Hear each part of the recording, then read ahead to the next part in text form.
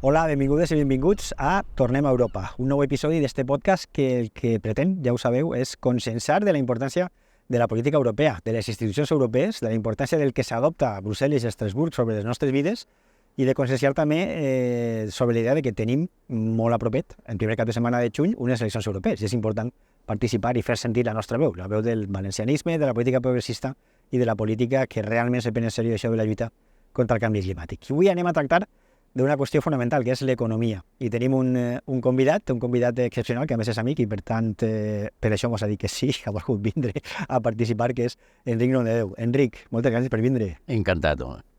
Enric, tu eres especialista sobretot en la qüestió del treball. Has estudiat Ciències del Treball i, bueno, la teva última responsabilitat política va ser la de responsable de Labora. Per tant, de treball i economia van absolutament lligades del tema, coneixes una miqueta, no?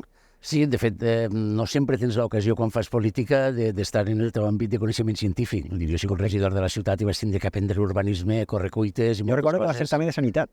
Vaig ser regidor de Sanitat, sí, en l'Ajuntament de Castelló els primers anys, i després vaig estar en l'oposició, després vaig ser vicealcalde i havia d'aprendre un munt de disciplines de les que no en sabia res. Esta última etapa política de la meva vida ha estat en l'àmbit del meu coneixement científic. Jo soc diplomat en Relacions Laborals, tècnic superior en Relacions Industrials, llicenciat en Ciències del Treball. És d'això que treballava abans d'estar en política i, per tant, ha sigut una oportunitat extraordinària per a mi també de posar en pràctica, de donar a la pràctica els coneixements científics. Fantàstic. Enric, sempre comencem l'entrevista amb una primera pregunta, no? Amb una primera demanda. Jo te pregaria que explicares al nostre públic la importància de les decisions que es prenen en les institucions europees, especialment en el camp de l'economia, perquè hi ha molta gent que continua pensant que Brussel·les està molt lluny, i no està tan lluny. No. Està tan a prop que quan puges a una ascensor hi ha una plaqueta que te diu cada quan tens que passar les revisions, i això és una directiva europea. Clar, qualsevol de les coses que passen en la nostra vida no som conscients, en realitat, que un percentatge molt elevat de l'agenda legislativa dels estats membres té que veure en la traslació a la legislació local, diguéssim, de les directives europees, i afecta absolutament a tot. Jo voldria que afectara encara algunes cosetes més, no? Jo crec que tenim un camí molt llarg a recórrer en el mercat de treball, per exemple, en l'homologació de determinades qüestions laborals, però en qualsevol cas, des del punt de vista de l'economia, és Europa qui marca bàsicament els camins que tenim que seguir els estats membres. Europa, durant l'anterior crisi, no? Que pareix que les crisis se van encavalcant d'una darrere l'altra, va prendre el camí de la anomenada austeritat, no? Que va crear una sèrie de tensions importantíssimes i que va fer que moltíssima gent, per aquesta falta d'inversió pública, sobretot la gent més desprotegida, no? Ho passava prou malament. En canvi, davant de la crisi creada per la pandèmia de Covid, després per les guerres en Ucraïna, etc., ha pres una direcció diferent, ha decidit invertir, ha decidit estimular la despesa pública, i ha marcat unes directrius diferents, no? Quines són, en general, què diu Europa que s'ha de fer en l'economia per a posar-la en marxa per a que siga el més eficient possible? És extraordinari perquè un eurodiputat de Ciudadanos, economista cèlebre i famós, deia, quan va començar l'epidèmia, deia, no és moment d'ideologies, és el moment des de lo públic, no, perdona, no és moment de la teua ideologia. Correctament. És la teua la que fallava, no? Allò de que la mà... del mercat ho arreglarà tot, no? Ho arreglarà tot, la mà era la de Keynes, veies tu quines coses, no? Hem descobert que al final el que movia el bressol era Keynes. Ha sigut evident que ha trencat una sèrie de mites de l'economia oficial, diguem, que ens arribava des d'Europa i també des de Madrid o fins i tot des del país en els anteriors governs, segons la qual l'economia, contra menys regulada millor, i això ella sola serà i austeritat, i estalviar. No ha sigut veritat, ha sigut en el moment en què s'han posat diners públics a moure i a suportar els dèficits que tenia estructurals, que en aquell moment tenia l'economia, que hem millorat en la quantitat de llocs de treball, en la qualitat dels llocs de treball, en les exportacions, etc. Jo crec que és una lliçó que em tem que no aprendrem o que no ens empaparem el suficient i que d'ací 5 anys se'ns haurà oblidat i tornarem a parlar d'austeritat i coses d'estes. El cert és que s'han trencat un munt de mites i quan hi ha hagut una intervenció moderada, ponderada per part dels estaments públics, l'economia ha funcionat molt millor i això és indiscutible. Ahir mateix hi les dades del producte interior brut d'Espanya i està disparat per damunt de la mitjana europea d'una manera molt evident, no? De tota manera, la Unió Europea ja va dir, quan ha aprovat tot el paquet de mesures excepcionals, que era una excepció, que era un tren que anava a passar una única vegada.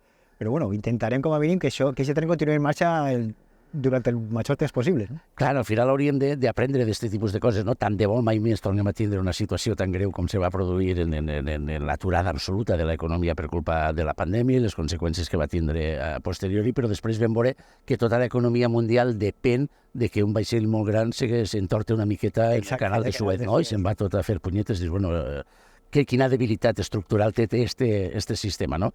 Haurem de fer algun pensament, me fa la impressió. I si hem descobert que això funciona, per què hauríem de deixar de fer-ho? Està clar que això té un cost econòmic molt important, però és evident també que se tenen que trobar equilibris que puguen permetre la generació de llocs de treball de qualitat, mediambientalment sostenibles. Jo crec que la paraula al final és la sostenibilitat mediambiental, la sostenibilitat de salut de les persones també, i la sostenibilitat econòmica. Hi ha una paraula que a mi em fa molta por en economia, que és la competitivitat. Em fa molta por perquè durant molt de temps la competitivitat passava únicament per produir a preu més barat que l'altre, no? I al final hem descobert que en molts països del món van a tractar la gent pitjor que així, van a castigar el medi ambient molt més que així i van a obtenir un producte més barat. Per tant, això ha canviat, però està canviant realment perquè la Unió Europea diu que hem d'apostar bàsicament al que tu has comentat. Qualitat del treball, qualitat del producte i qualitat del medi ambient. Clar, jo no soc economista, però hi ha una lectura, diguem, d'algú interessat per l'economia, no? Perquè és veritat que el meu camp de coneixement és el del treball, però, com deies, està absolutament lligat al món econòmic. Per fer una imatge pot ser una miqueta burda, en aquest moment Àsia és la fàbrica del món. Correcte. I Europa i Amèrica, si volem, Amèrica del Central i del Nord, són els grans consumidors. Mentre les condicions de treball, mediambiental, etc siguin diferents, és absurd intentar competir per preu. Així ho veiem molt en aquesta obsessió que tenim en el turisme al País Valencià, no? Un turisme que vol competir per preus. No puc posar la taxa perquè si posa la taxa no sé què passarà. Doncs no passarà absolutament res. Escolta, que vostè ha pujat un 14% el preu dels seus hotels i no, en canvi no podem pagar 2 euros per ajudar-nos a pagar el mal mediambiental que ens fan. El que no paga el turista ho paga el veí. Claro, per això vull dir. Escolta, si hi ha un munt de gent que ve i s'aprofita del nostre servei públic de recollida de fem i no pot pagar 2 euros per ajudar-nos a... És absurd jugar a la competitivitat per preus, entre altres coses perquè en el moment en què Tunísia s'estabilitza, el turista alemany que va a un resort a tirar en arc el dimarts i a muntar en burra el dijous li és igual estar en la Bull que estar en Gandia, perquè no sap on està. Perquè ho lamento, però és que és així. I és absolutament igual a un lloc que un altre. Per tant, quan tu vols competir en un mercat que té a veure els baixos costos, hi ha gent que sempre ho farà molt pitjor que nosaltres, i el nostre resultat no pot ser baixar els estàndards de qualitat ni de l'ocupació ni de l'oferta. Jo crec que estem en una situació de fer una oferta interessant, segurament no tan massiva com la que fem en el turisme, perquè és insostenible mediambientalment i econòmicament. Només cal veure si agafes alguna sèrie de mapes, jo jugava molt en això, no? Agafaves un mapa i deies mapa de les comarques valencianes on el turisme és la principal o l'única indústria pràcticament, no? I li diem indústria perquè queda millor que dir-li una altra cosa. Posem aquest mapa. Poses després el mapa de les comarques en una pobresa estructural més elevada i les que tenen un atur i un treball de més baixa qualitat i coincideixen les marines, etc. Sempre són les mateixes. Vol dir, és veritat o no és veritat que el turisme valencià genera beneficis? Sí, segur. Però segur també que és l'economia que pitjor el reparteix. Però se socialitzen. Claro, és la que pitjor el reparteix. Home, a mi me queda molt l'atenció que la comarca amb més índex de pobresa, d'atures durant una bona part de l'any, etc., és la que té més estrelles Michelin. Clar, sí. Hi ha alguna cosa que no acaba de quadrar. Si apostes només en això, el tema no funciona. Claro, i te ho trobaves, jo des del punt de vista de l'ocupació, te ho trobaves moltes vegades, és que no trobem treballadors per a un sector. Clar, a veure, és un sector que consisteix bàsicament en treballar quan els altres fem festa, en uns horaris molt complicats, que no d'atenció al públic, que no sempre és fàcil.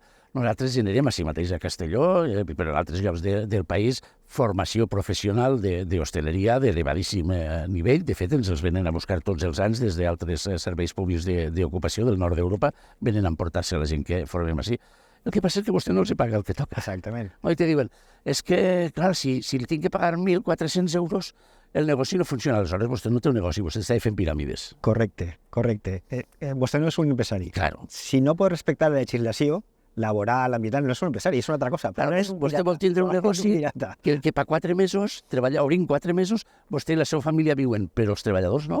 Els treballadors tenen 12 mesos que omplir la nevera, no? Exactament. I tenim un problema greu. Per tant, efectivament, la competitivitat té una lògica dins d'un mercat capitalista en el que estem, però no podem competir per baixos preus, sinó hem de competir en qualitat i valor afegit, i això és una assignatura pendent, jo trobo. Hem parlat de turisme, però la Unió Europea està marcant un camí que abans els que el definíem, perquè nosaltres sempre l'hem defensat, se'ns deia que estàvem bojos perquè era el que se duia ara la deslocalització. Les cambres de comerç valencianes organitzaven cursos de com deslocalitzar-se, com tancar l'empresa així, a Castelló o a la Safor, i anar-se'n al Magreb.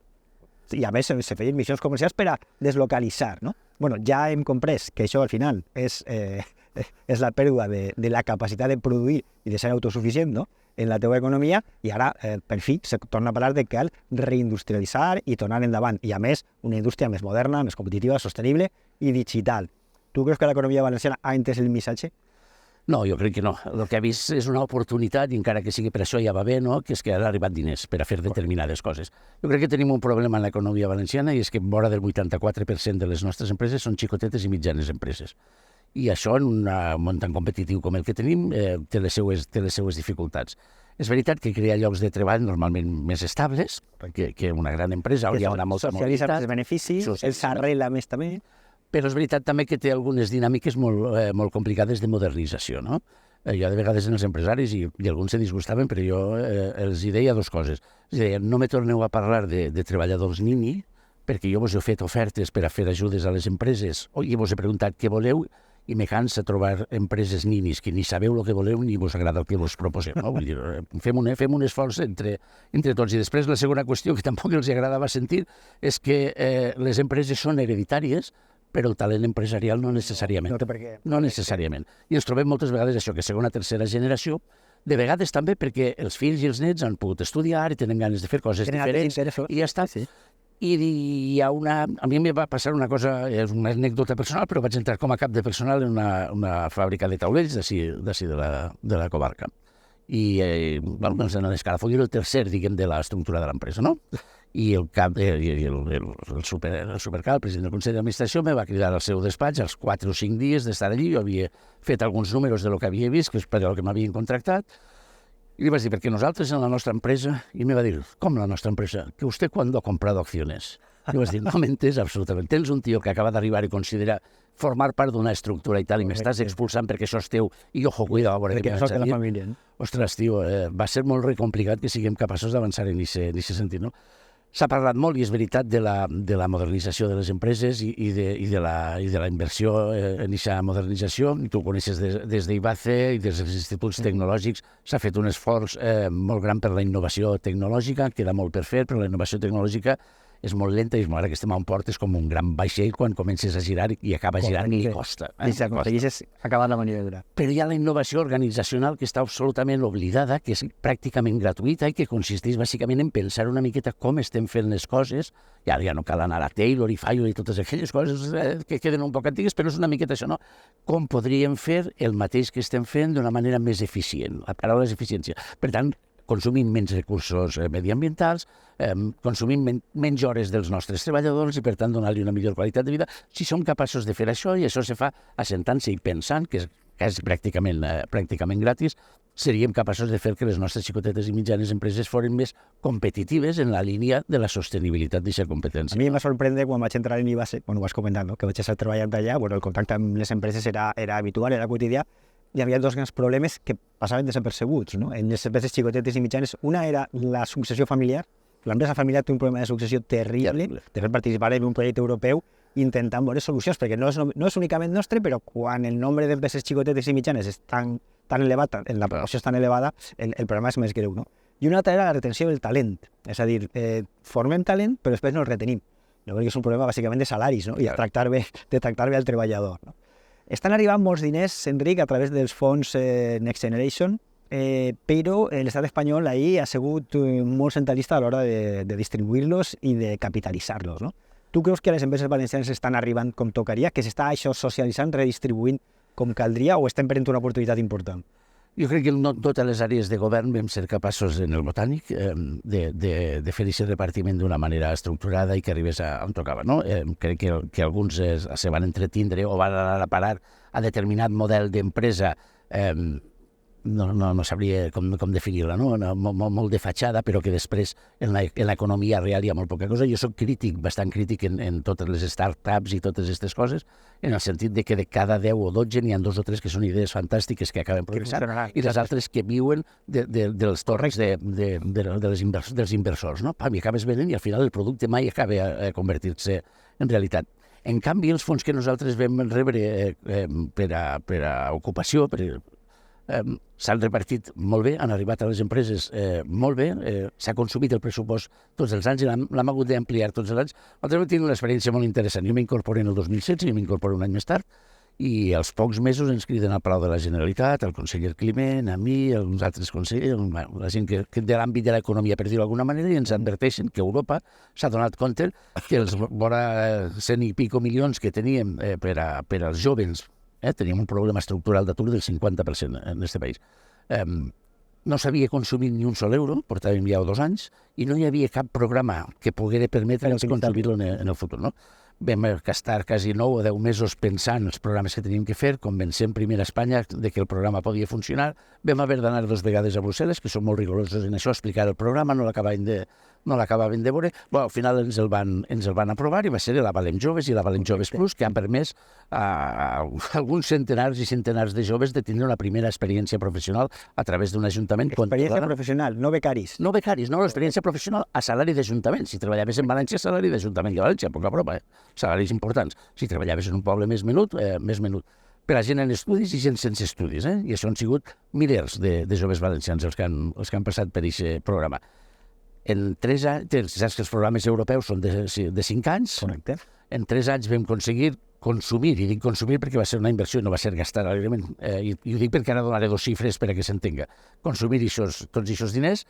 L'últim any vam recuperar 50 milions d'euros d'altres conselleries que havien sigut incapaces de gastar-ho, educació, joventut, etc. I l'últim any 50 milions més d'altres comunitats autònomes, però el que deies, això se gestiona des de Madrid, i va haver un moment en què en Madrid van dir, en la conferència que se fa 2 vegades a l'any, van dir què està passant al País Valencià, que éreu els últims i heu passat a ser els primers en el vistiplau d'Europa, que està damunt, vam tindre els hombres de negro que diuen, visitant-nos i tal, i avalant el nostre programa, i vam explicar el programa. Soc l'únic secretari autonòmic que ha estat en el plenari de la OCDE en París explicant als països més industrialitzats del món el que estaven fent en Avalem Joves, que això també va ser convèncer al Ministeri, que en aquell moment era del Partit Popular, deien, no, però això sempre ho fa el Ministeri. Sí, però la llei diu que pot anar una autonomia, i vam anar a explicar el que estaven fent. Vam aconseguir invertir tots els diners que teníem, més 50 milions d'altres conselleries, més 50 més, i han arribat a tots els municipis del país. Vam garantir en el programa que qualsevol ajuntament que ens ho demanara tindria com a mínim, i a les empreses. Per què ho vam fer en ajuntaments? En paral·lel de les empreses, perquè en aquell moment les empreses no es tiraven. Una cosa que te deien els empresaris era: encara que me dones diners per a contractar una persona, jo no la contractaré perquè jo venc cadires. Jo necessito clients, no treballadors assentats sense fer res. Té tota la lògica del món. I per un altre costat, allò de sempre, és que els joves no tenen experiència professional. I la tindrà mai. I en aquest programa me'n vaig anar a la CEB i vaig dir, mira, un any d'experiència professional i, a més, un any de salari. Esta gent comprarà cadires, i si no compra cadires, comprarà cerveses, o comprarà el que li doni la gana. Però són diners que estaran al mercat. T'estic produint una generació de gent, jo deia que era el servei social substitutori, econòmic substitutori, no? Durant un any, gent que està treballant en un salari digne, aprenent el seu ofici, i que després va consumir. Bé, el 36% de les persones que van passar per aquest programa, als 6 mesos, i dic als 6 mesos perquè la Unió Europea mira el dia que fa 6 mesos, no compta ni el dia abans ni 3 mesos després, però el dia que fa 6 mesos, el 36% de les persones que havien passat per aquest programa tenien un treball en l'empresa privada. Els que havien passat per ajuntaments, de la seva professió en l'empresa privada. Doncs només el 36%, perdona, això s'ha de comparar amb els que no ho han tingut. Abans d'això, quants eren? No passava del 2 al 3%. És un èxit brutal, és indiscutible l'èxit d'això. I en les empreses, en les empreses ha funcionat molt millor, té el 86% d'èxit. Cuidado, en les empreses el que se'ls ajudava era a fer contractes fixes, vol dir que el que hi ha hagut és un 14% de fracàs. Hi ha un 14% que han tingut que tornar els diners perquè no han mantingut el treballador. No sé per què. Per culpa del treballador o per culpa de l'empresa, no entre ell, no? Però en les empreses el programa era diferent. En aquest sentit ha funcionat i ha funcionat bé, però vam haver d'anar 2 vegades a la Unió Europea a explicar-lo, i després ens van convidar explicar-li a Espanya, vaig anar jo, de fet, amb el Rocío Briones i altra gent de l'equip, a Brussel·les, a explicar-li a les altres comunitats autònomes espanyoles i als portuguesos primer i després a tota Europa del Sud, Itàlia, Grècia, etc., quin programa havien posat en marxa per a que funcionari també i ens havien convertit en els líders de l'ADES. Vull dir, si tens els instruments, els fons serveixen i arriben, però, com sempre, això demana un temps de reflexió i de treballs rigorós darrere. Però és un exemple fantàstic de com la iniciativa pública pot servir d'estímul per a l'economia i per a millorar al final la situació de totes aquestes persones, aquesta gent jove, que tu has comentat, està en una situació molt, molt complicada. Perdona, vam començar un 50%, vam eixir del govern i seguim tenint un atur insufrible del 25% dels joves, però tenim el 50% i el vam deixar en el 25%. Això és important. Això és que la gent recorda exactament com estava i com estem, no? Una de les teves iniciatives, diguem-ne, més cridaneres, més no teua, sinó del departament on estaves, no? Va ser precisament la de la setmana laboral de 4 dies, que va rebre crítiques, jo crec que absolutament destarifades, no? Sí, recordo que ens endemà la portada d'un dels diaris valencians que podia haver publicat un pare arribant a casa més pronte, una mare descansant. No, va publicar un senyor en un pai-pai, en una hamaca i un balbito dient això és el que volen estos no treballar. No, mire, és el pas del temps, no?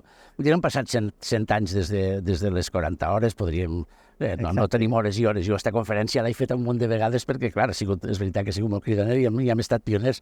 Hem estat la primera administració en fer-ho, s'havia fet en altres llocs. Sí, però Europa sí que va per ahí. La Comissió Europea parla d'això. Absolutament, i en un munt vull dir, això no va ser una ocurrència meua o de l'equip, això va ser un treball, una vegada més, teníem la sort que teníem gent preparada en el món laboral, que venia d'aquest àmbit, estudiar quines eren les tendències i què estava passant, i vam veure el que passava en Microsoft, en el Japó i en moltes empreses, però el que estava passant a Escòcia, el que estava passant a Bèlgica, el que estava passant a França, que va ser molt criticat, perquè és veritat que van posar tants condicionants que pareix... Doncs no, una cosa és la sensació de que va fracassar, però el cert és que se van crear 130.000 llocs de treball en aquest programa de reducció de jornada de treball i va millorar, ara no recordo el percentatge, va millorar bastant la productivitat. Hi havia moltes experiències. Ara, en aquest moment, està a Portugal pensant, quan vam fer a València aquella trobada internacional, que va haver gent de quatre continents, la veritat és que estàvem molt contents de veure que les experiències, que havíem arribat a conclusions molt similars des de punts de vista molt diferents. Nosaltres, al final, dèiem, això és un cercle virtuós, hi ha una vessant mediambiental que és poc discutible, si aconseguissis reduir el consum intensiu en almenys un dia a la setmana, etc., no té massa discussió. En la salut de les persones, en la física i en la mental, se redueix el nombre d'accidents de treball, la salut mental de les persones. No és el mateix treballar, és a dir, reduir de 40 a 32 hores i seguir treballant 5 dies que 4 dies, per això nosaltres parlàvem dels 4 dies, però cada empresa que ho farà com vulgui, però insistim en els 4 dies perquè empíricament sabíem que la desconnexió funciona molt millor tenint 2 dies o 3 dies de festa a la setmana que no una hora menys, perquè aquesta hora menys acaba perdent-se en els embussos o en I si dia pots empalmar el cap de setmana, claro. I si has connexió de 3 dies... I com? Perquè les empreses que fa el divendres tancaran? No, uns treballaran de dilluns a dijous. I a més li preguntaràs als teus treballadors, perquè el programa era així, i hi haurà gent que li vindrà molt bé el dimecres perquè és el dia que la xiqueta va a no sé què, i l'altre li vindrà bé el dilluns, i l'altre voldrà descansar. Tot això de la conciliació... Clar. Cobrarà realitat. I la conciliació té que veure en el meu dret a el dolce fare niente, no? O a llegir un llibre. Això és conciliació, també, no fa falta que sigui portar a la mare no sé on, o a la teva xiqueta. I quedava la part econòmica, que era la més complicada de fer entendre, no? Nosaltres partíem d'algunes certeses, no? Que treballem més hores que la mitjana europea i som menys productius. Per tant, en l'equació falta algun element, i segurament és l'organitzatiu que apuntàvem abans, no?